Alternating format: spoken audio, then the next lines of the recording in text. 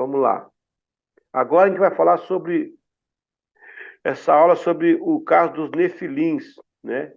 Que são os gigantes, que casou com a filha dos homens, tal. Vamos lá, vamos especular Quer esse. começar ou Oi? a gente faz duas aulas num vídeo só?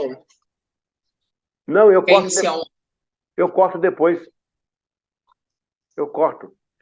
Lembra que você recebeu as 3 aulas separadas?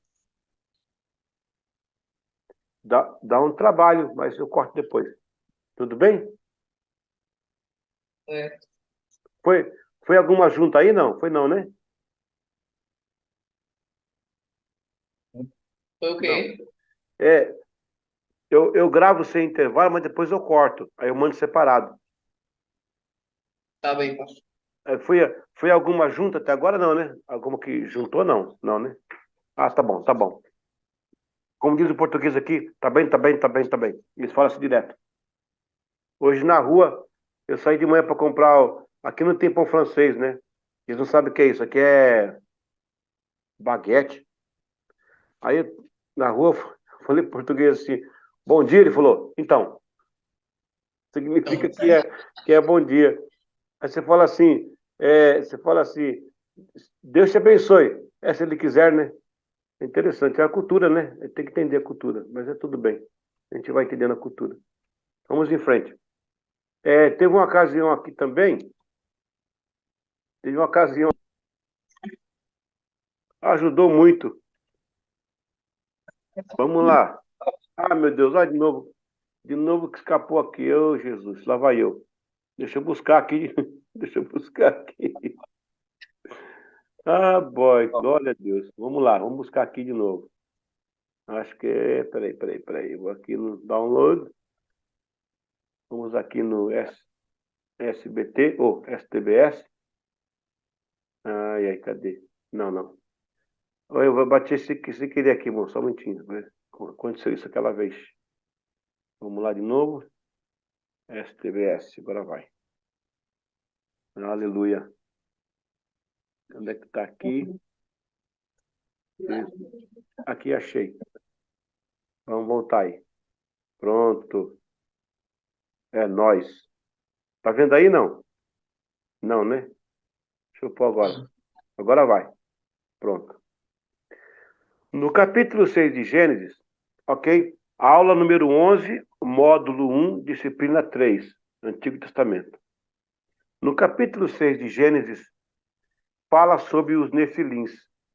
A palavra nefilim vem do hebraico e em muitas versões da tradução aparece como gigantes. Até porque na Septuaginta, quando traduziu a palavra da Torá, trouxe o termo grego, gigas, que quer dizer gigante. Por isso que você fala assim, eu tenho 2 gigabytes, 1 gigabyte, né, que é gigante. Interessante, tá vendo aí, gente? Porém, uma variante da raiz hebraica, de nefilim, tem seu significado como o que cai, ou caídos. Então, sugere-se que esse sentido de caídos esteja ligado à natureza, à inclinação humana, ao pecado, à perversidade e à desobediência. Mas há ainda uma corrente semântica hebraica que traduz como aqueles que caem sobre os outros, que nesse sentido torna os nefilins pessoas tiranas, más, devastadoras, subjugadoras dos outros. A menção bíblica que eram poderosos, com comportamento maldoso, voluntários e por escolha de serem maus.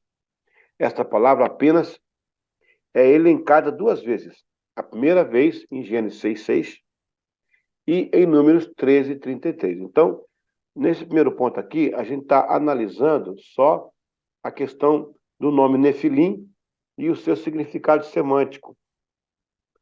Na verdade, eles são identificados como gigantes. Pode ser por tamanho ou pode ser gigantes por perversidade. Tá? É que a Bíblia não traz isso bem claro. Mas o termo diz assim, ó, o que cai, ou os caídos, ou os que caem em cima dos outros. Então aí você vê que tem a dualidade. Os que caem em cima dos outros pode ser um gigante. Ou os caídos pode ser a natureza pecaminosa. Pode ser pessoas normais com natureza pecaminosa, né? Muito bem. Vamos lá, então. Segunda parte. A tese 1 e 2. Tese 1. Os nefilins eram uma classe de criatura que não eram humanos. Essa é uma tese, tá, gente? Eu não estou afirmando. É uma tese. Este pensamento é encontrado em antigas traduções judaicas e linhas teológicas hebraicas, diferenciadas do comum aceito, pelo simples fato da menção da Bíblia na frase os filhos de Deus. Então, essa tese se baseia que não era uma classe de humanos, porque a Bíblia tem essa frase elogia, filhos de Deus. Mas é uma tese. E esses filhos de Deus eram anjos. Isso aí é a tese ainda. Caídos, que tiveram filhos com mulheres. E esses filhos tornaram-se gigantes na terra e cheios do maior índice de degradação e maldade. No entanto, essas afirmativas não passam de contos, lendas e tradições, porque na Bíblia não há qualquer menção oficial de terem sido anjos os nefilins. A frase os filhos de Deus conota, né? Mas a Bíblia não fala que eram anjos. O negócio, irmãos, é o que a Bíblia não diz e o que ela diz. E ainda, a Bíblia ensina que os anjos são seres incorpóreos, assexuados, não emitem esperma, possuem outra estrutura e deixam a mínima razão para tal pensamento. Então, essa tese está furada, que eles eram filhos de anjos, que os anjos tiveram caso com as mulheres humanas e nasceu os meninos, o menininho lá tudo grande. Não, a Bíblia não fala a palavra gigante, só a tradução que diz que eles eram os que caíam sobre os outros. E o fato de chamar filho de Deus não significa anjo. A gente vai ver daqui a pouco, mais à frente aí, uma refutação. Tese número 2. Outra tese diz que poderia ter sido a mistura da linhagem. Essa é até um pouco mais cabível. A linhagem de Sete, que era uma restauração da de Abel, em contrapartida, se juntou com a linhagem de Caim, marcada pela desobediência. Sendo assim, a união de uma geração que obedecia a Deus com outra que se envolveu com a linhagem de Caim, que eram perversos, e daí vieram os nefilins, supostamente filhos dos filhos de Deus. E assim formou-se essa geração perversa, ao ponto de Deus ser levantado a destruir. Então, essa segunda tese, ela é um pouquinho mais coerente.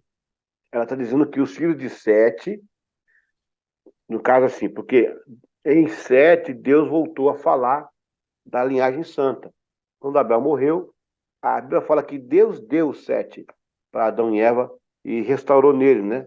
Aquela imagem de Abel que tinha caído, que tinha sido morto. Então, essa tese fala que esses filhos de Sete casados com os filhos de Caim. Nesse cruzamento aí teve rebeldia e deu. Então, é uma tese mais aceita, ela é um pouco mais aceita, né? Então, vamos lá. Agora aqui, a outra aqui, ó. Tese número 3. Eram filhos dos poderosos reis pré-diluvianos e por isso tinham prazer no desprezo, no abuso, na perversidade que faziam com as mulheres de um modo geral. Na cultura mesopotâmica, muitos reis eram todos tidos como deuses e seus filhos eram chamados filhos dos deuses. Os nefilins eram realmente gigantes? O texto em Gênesis não menciona, mas é possível que se fossem gigantes em força, em feitos, em fatos. A tradução era poderosos de influência e persuasão. Porém, em Números diz que eram homens valentes e famosos na antiguidade. Porém, os nefilins de Gênesis morreram todos no dilúvio. Hello? Os nefilins de Números não têm nada a ver com o outro. Assim, temos uma farta defesa de que se trata de um comportamento e não porte físico ou teor espiritual angélico. Permanece a ideia de caídos, no sentido de malvados, o nefilim desviado. O problema é o livro de Enoque, porque mesmo não sendo inspirado, sendo apócrifo, detém um certo valor histórico, e lá fala dos anjos cognominados sentinelas. E estes tomaram mulheres por esposas e geraram gigantes chamados nefilins. Esses gigantes são tidos como tiranos e cruéis, que destruíam as pessoas. Os arqueólogos Eric von Däniken e Zechariah Stitze referem-se a nefilins como gigantes em estatura, quando comentam os tablets da argila sumerianas, como os Anunnakis, realmente um nome próximo à referência dos filhos de Anak na Bíblia, em Números 3:33. Na época do rei Davi, aparece o registro de Golias, mas depois as atas bíblicas não registram mais os gigantes. Vem a ideia de que foram dizimados, onde possivelmente foram todos dizimados. O Golias, descendente longínquo dos nefilins, mas bem inferior aos primeiros que apareceram no período pré-diluviano, que são apontados como motivadores da destruição daquele mundo antigo, de acordo e conforme 2 Pedro 2:4 e Judas 6.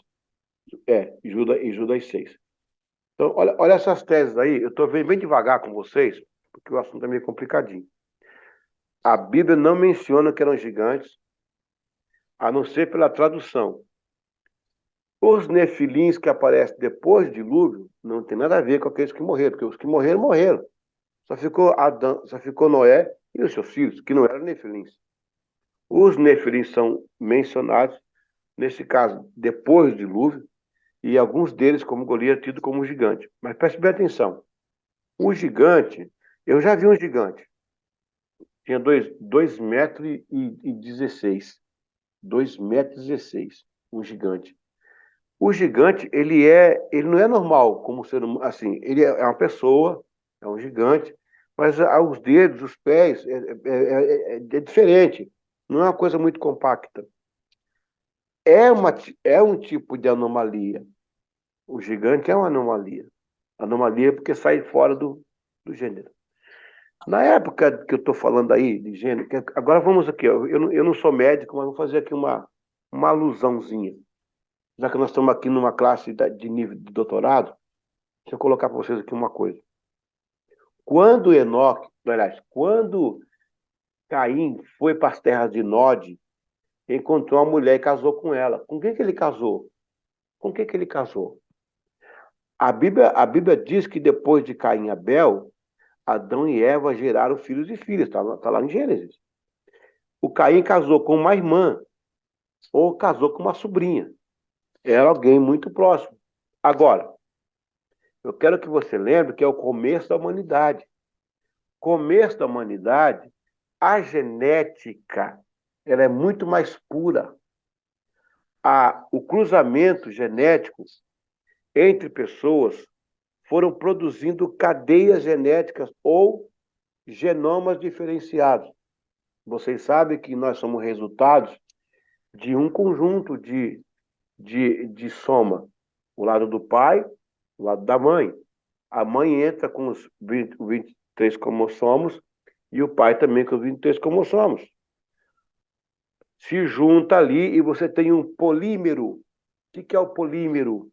Porque as partes se repetem, polímeros se repetem. Você tem 5 pontas de fosfato ligadas a 5 pontas de sucralose, que são ligadas aos cromossomos, dos dois lados. Por isso que é polímero. E quando você junta, você tem 4 propriedades. Você tem a timina, você tem a guanina, a adenina e a citosina. São 4 propriedades.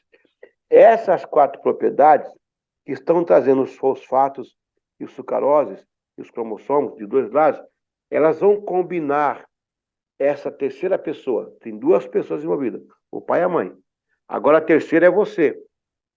Para você nascer aí, ó, está sentado aqui ou aqui também, nós tivemos a participação direta de 11 mil pessoas. Olha, não vale a pena a gente pisar na bola, né? Não vale a pena a gente desistir, porque 11 pessoas acreditam na gente. 11 mil. 11 mil pessoas diretamente. Então, Tem coisa que você faz que você não gosta, sabe? Ah, por que eu fiz isso? Exatamente. Porque você, aqui dentro dessa caixinha de genoma, estão as informações de toda essa gente. E algumas delas são características, ou seja, vai acima, aparece e volta. Vai acima, aparece e volta. Tem coisas que você não quer fazer e você acaba fazendo. Por isso que Paulo fala em Romanos, né? Que eu quero fazer, eu não faço. O bem que eu quero fazer. Aí Jesus vem e transforma. Ele muda aqui o genoma. Os gigantes vão surgir naquela época por uma anomalia também. Essa anomalia foi a miscigenação do genoma. Quando chega no tempo do deserto, Deus está vendo que isso não pode continuar. O casamento de filho com pai, ali, com irmão com irmão, porque a anomalia ia continuar e ia dar um problema. Já na época do dilúvio já acontecia isso. Foi uma forma de Deus limpar a natureza. Quando chega o tempo do leviticado, Deus fala, tá bom, agora não pode mais, é incesto, já está formado a humanidade, então cada um siga o seu rumo, sem essa junção de parentesco muito próximo, para não provocar essa disfunção genética. Então, na verdade, também tem isso que está envolvido. Quando você recebe as informações dos pais, e você torna-se você quem você é, ok. A sua casa deve ter um padrão de luz, que você mexe lá, tac, tac, tac, tac, para apagar as luzes. Ali são os códigos de luz. Quando você aceita Jesus, você vem com os códigos genéticos todo bagunçado. O Espírito Santo vai lá e começa tac, tac, tac, tac, começa a mexer e põe no lugar todos os seus códigos genéticos. Aí você para de fumar, para de beber, de adulterar, para de mentir, porque Deus está mudando o seu caráter, mudando a sua vida por dentro. A palavra penetra nas medulas, nos ossos, na concepção do ser humano. Olha que coisa linda isso. Essa concepção genética, lá atrás, também trouxe esse problema. Daí porque também teve essa situação. Então, o dilúvio foi uma forma de limpar. Vamos terminar aqui para a gente entrar no nosso fórum. Refutação. No entanto, é bem distinta a separação que o texto de Gênesis faz entre os nefilins e os filhos de Deus. De acordo com Adam Clarke, traduzir nefilim como gigantes é uma forma equivocada de etimologia histórica. Gênesis faz claramente uma distinção entre os filhos dos homens e os filhos dos anjos. Os filhos dos homens seriam nefilins, os homens caídos e nascidos na terra, com a mente animalesca, diabólica, contrastado com os filhos dos anjos. Essa distinção seria entre os pecadores e os santos. Os nefilins teriam se tornado giborim, do hebraico gabar. Eles se prevalecem, foram vitoriosos, que significa conquistadores. Carl Friedrich Keil e Franz Delitzsch também atribuem a tradução de nefilim como gigantes a um erro. Segundo esses autores, a interpretação de Gênesis 6,4 é controversa, porém, eles rejeitam como absurda a ideia de que a passagem se refere à reprodução entre anjos, que seria o filho de Deus, e filho dos homens, produzindo uma raça de monstros, como se fossem semideuses, demônios ou anjos homens. Segundo Keil Delitzsch, os Nefilins, ou seja, os tiranos, já habitavam a terra antes dos filhos de Deus, os descendentes de Sete, terem filhos com as filhas dos homens, descendentes de Caim, e continuaram existindo depois que nasceram os filhos destas uniões. De acordo com o estudioso H. Sais, aparece o termo Nápulo a uma inscrição antiga do rei Tiglat-Pileser I, onde o contexto narra ações poderosas e destruidoras. É interessante, a palavra Nápulo era a mesma palavra que Nephilim, ou gigantes. Senaqueribe também menciona Nápulo como um deus protetor. Resumindo a ópera. Em primeiro lugar, a Bíblia não menciona que eram anjos. Ponto final. Em segundo lugar, se fossem anjos, impossível. Anjos são assexuados. Não possuem sexo. Anjos não têm forma corpórea. são espíritos, não podem reproduzir. Nenhuma natureza pode gerar uma natureza que não lhe pertence. Isso é uma lei. A tese maior, a questão dos gigantes, podemos entender como semântica. Pode ser que sim, pode ser que não. Gigantes em estatura, não é bem assim que o texto quer nos dizer. Agora, gigantes em maldade, gigantes em perversidade, né?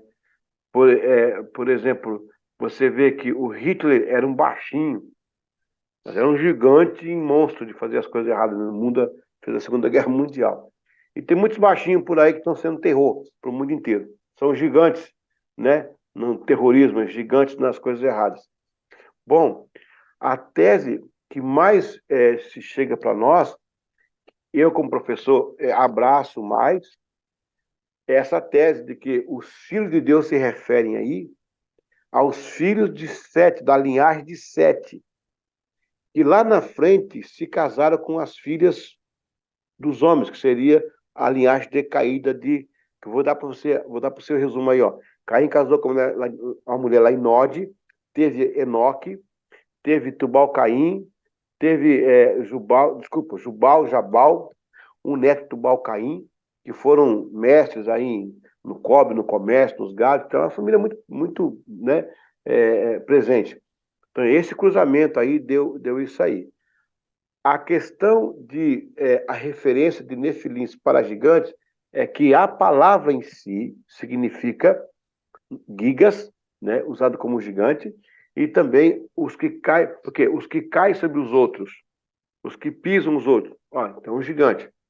Pode ser estatura, pode ser um pisar de maldade.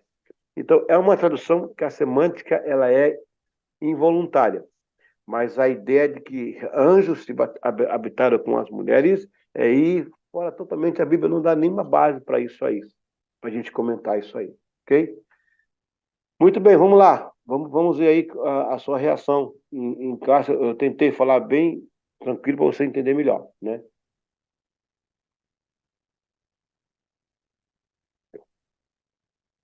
Professor, boa noite, é Jadson. Ô, Jackson, bora. Ô, professor, a linhagem de Caim e Sete, ambas, aliás, uma delas se encerra antes do dilúvio ou ambas continuam pós-dilúvio? Como é que funciona essa questão? Dá para saber? Sim, a linhagem que vai continuar, ela vai via Noé. A linhagem de Caim, todas as linhagens foram é, é, distintas, não é falar, não é distintas, distinguidas, né? A linhagem de Sete, ela vem Enos, Enoque, vai chegar até Noé. É a linha de Noé, a linha de Noé. Agora, depois de Noé, aí tem aquele negócio do Noé que se revoltou com o filho lá, que cobriu ele no nudez e tal, que foi o cão, aí deu aquela maldição toda, mas não é mais a geração de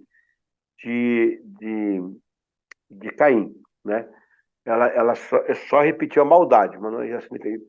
Por geração, não. Por maldade, sim. Por geração, não. Então, tudo morre no dilúvio.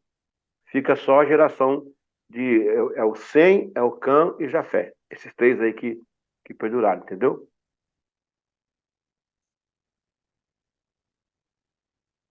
Ok? Alguém tem alguma dúvida aí se os nefilins eram gigantes ou não? Tá bem claro aí na lição, mas se tiver, pode colocar pra gente aí.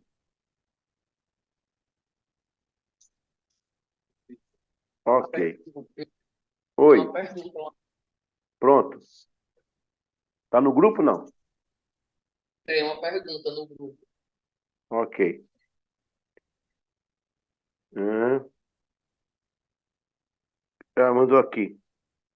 Uma curiosidade, em Êxodo 33, 23, Isaías 6,4, existe aí uma contradição.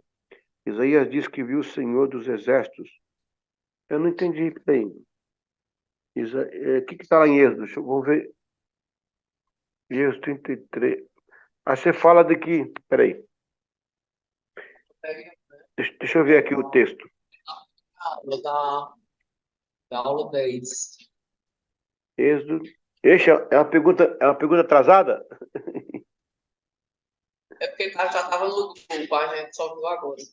Tá certo. Aí eu falo. Tá, desculpa, então eu não olhei, né? Eu não olhei. 23. Êxodo 33. 33. 23. É o último versículo. E havendo eu tirado a minha mão, me verás pelas costas, mas a minha face não se verá. Tá, aí vamos para Isaías. Isaías 6:4. E sim, é o texto de Isaías, né? Ok. Eu já vou explicar isso aqui. Eu só vou ler o texto para a gente ficar bem acurado. Isaías. Tá. Vamos lá. Isaías 6:4. Cadê Isaías? Aqui. Achei. 6:4. E os umbrais das portas se moveram, a voz do que clamava e a casa se encheu. Não. Isaías. É isso mesmo? Isaías 6:4? Deixa eu ver se é isso mesmo. Deixa eu botar aqui. 25. É Isaías 6:5. Isaías 6:5. Tá. Isaías 6:5. Peraí. Isaías 6:5. Espera um pouquinho aqui. 6:5. Então disse eu, ai de mim, pois estou perdido, porque eu sou um homem de lábios impuros, e habito no meio de puros lábios. E os meus olhos viram o rei, o Senhor dos exércitos. Ok. Na verdade, quando você acende uma luz, geralmente é uma luz a que está aqui na sala aqui agora, que aliás é bem bonito ali aquele, né, aquele arranjo. Você vê um luminoso, você não consegue ver lá dentro o pavio que está ali dentro, né?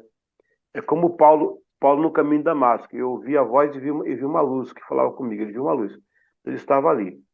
A referência de Isaías é uma referência da presença de Deus. O texto, na sua exegese, o texto está muito claro que ele teria visto Deus face a face. A expressão face a face muda tudo. A expressão face a face muda tudo. A gente não fala isso assim, ó. Pô, Deus estava aqui. Eu vi Deus aqui nesse lugar.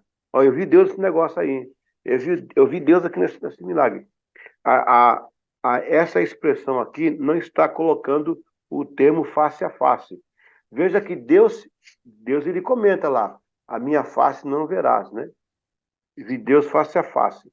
Também haverá alguns textos que pode aparecer esse comentário de Deus face a face. Mas se você pegar o contexto, sempre será uma alusão à presença de Deus. Nunca que fosse Deus face a face. Nesse caso aqui, o texto não está sendo claro.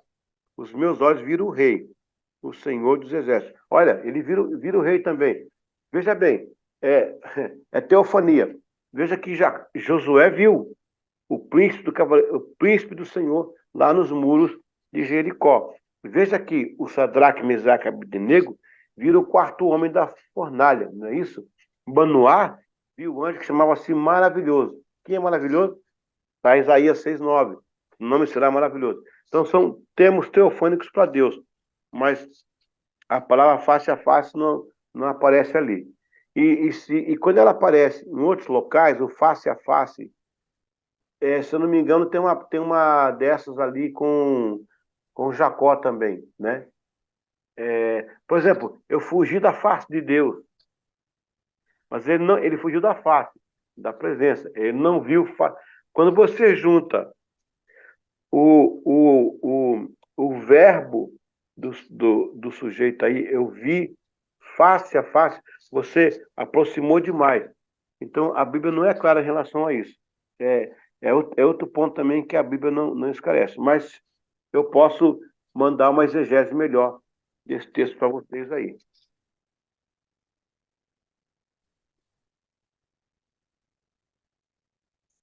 Ok?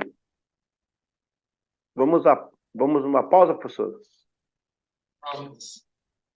5 minutinhos, hein? Glória a Deus. Hoje tem lanche, não? Amém.